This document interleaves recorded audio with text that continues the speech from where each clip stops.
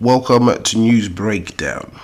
So 5 prisoners in the US built 2 personal computers from parts, hid them behind a plywood board in the ceiling of a closet, and then connected those computers to the Department of Rehabilitation and Corrections in Ohio's network to engage in cyber shenanigans.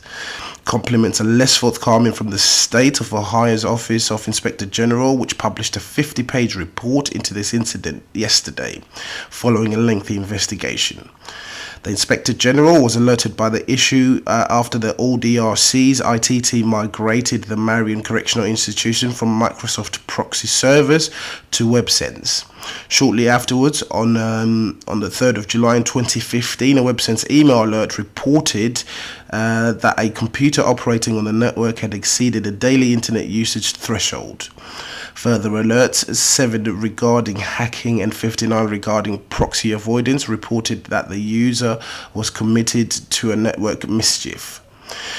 From there, the search for the miscreant began, and once the login credentials used were found to be illicit, the IT employees attempted to find the unauthorized computer by locating the network switch it was connected into.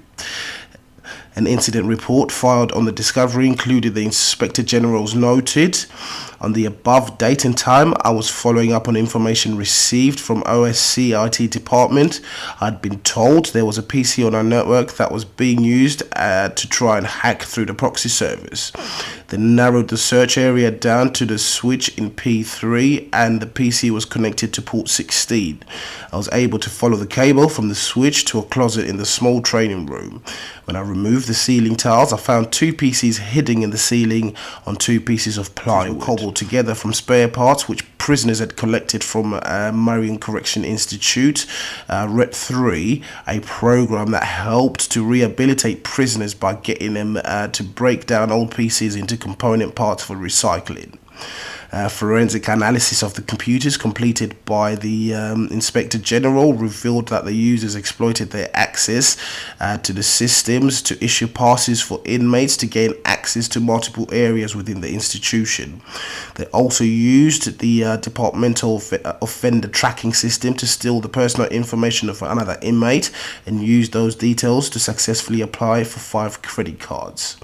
Additionally, forensics by a more technical team reported finding a large hacker's toolkit with numerous malicious tools for possible attacks. These malicious tools including password cracking tools, virtual private network tools, network enumeration tools, handcrafted software, numerous proxy tools, and other software used for various types of malicious activity.